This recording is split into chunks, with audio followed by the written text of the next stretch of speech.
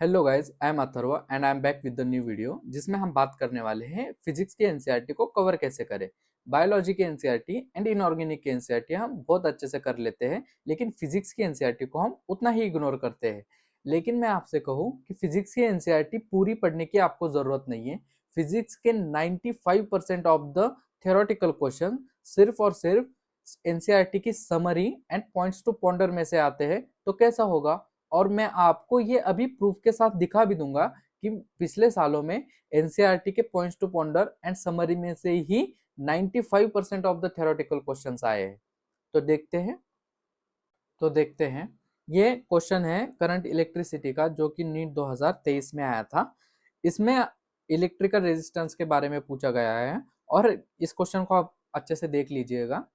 अब देखते हैं इस क्वेश्चन का ऐसा आंसर एनसीईआरटी की समरी में दिया हुआ है, जैसे कि मैंने आपके सामने अंडरलाइन भी किया हुआ है।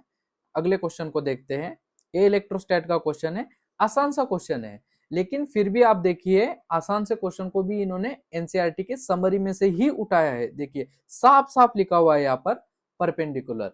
तो आप समझ सकते हैं एनसीईआरटी की समरी कितनी इंपॉर्टेंट होती है। ये देखिए ये फ्लूइड का क्वेश्चन है, बहुत आसान क्वेश्चन है, इसका भी आंसर तक समरी में दिया हुआ है। अगला क्वेश्चन देखते हैं। ये एटम्स में से क्वेश्चन आया था, थोड़ा कंट्रोवर्शियल क्वेश्चन था, इसकी बात सुप्रीम कोर्ट में तक हुई थी।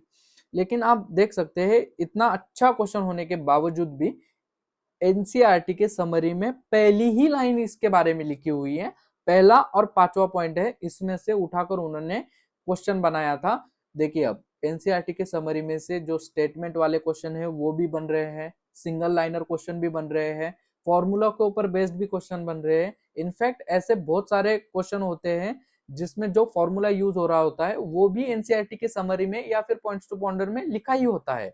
अगला क्वेश्चन देखते हैं। ये सेमीकंडक्टर्स में से क्वेश्चन है, थोड़ा बड़ा क्वेश्चन है। देखिए इसका आंसर भी 16 17 पॉइंट में सीधा सीधा लिखा हुआ है। तो आप समझ ही सकते हैं एनसीईआरटी की समरी जो है वो कितने लेवल तक आपके लिए इंपॉर्टेंट है। मैं ये नहीं कह रहा हूं कि हर जो क्वेश्चन आएगा थ्योरेटिकल वो एनसीईआरटी की समरी में से आएगा, लेकिन 95% ऑफ द क्वेश्चन जो होंगे वो एनसीईआरटी के समरी में से ही आएंगे। इस बात को आप गांठ बांध लीजिए।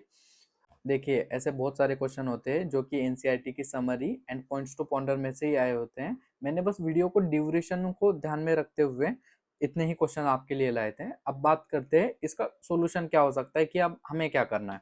आपको क्या करना है, एनसीईआरटी की समरी की भी समरी बनानी है। अब ऐसा तो नहीं है कि आपको हर एक पॉइंट याद नहीं रहेगा। आपको क्या करना है, समरी में से ऐसे पॉइंट निकाल लेने हैं जो कि आपको याद नहीं रह सकते, या फिर आपको लगता है कि ये बहुत ही इंपॉर्टेंट पॉइंट है। आपको ऐसे पॉइंट को लिख के आपके जो रेगुलर नोट्स हैं या फिर आपने अगर शॉर्ट नोट्स बनाए होंगे तो उसके आखिर में आपको इन जो पॉइंट्स आपने बनाए हैं उनको आपको लिख लेना है।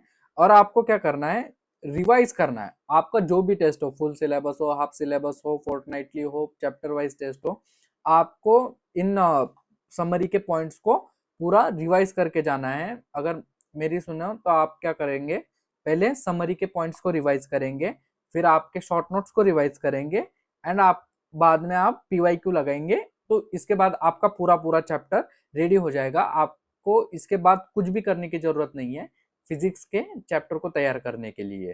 तो इतना ही रखते हैं गाइस इस वीडियो को। अगर आपको वीडियो में कुछ भी डाउट है तो आप कमेंट में बता सकते हैं, और आपको अगला कौन सा टॉपिक है जिस पर वीडियो चाहिए ये भी आप मुझे कमेंट में बता दीजिए। और वीडियो अच्छा लगा हो तो चैनल को सब्सक्राइब, वीडियो को लाइक और शेयर कर दीजिए। Thank you for watching.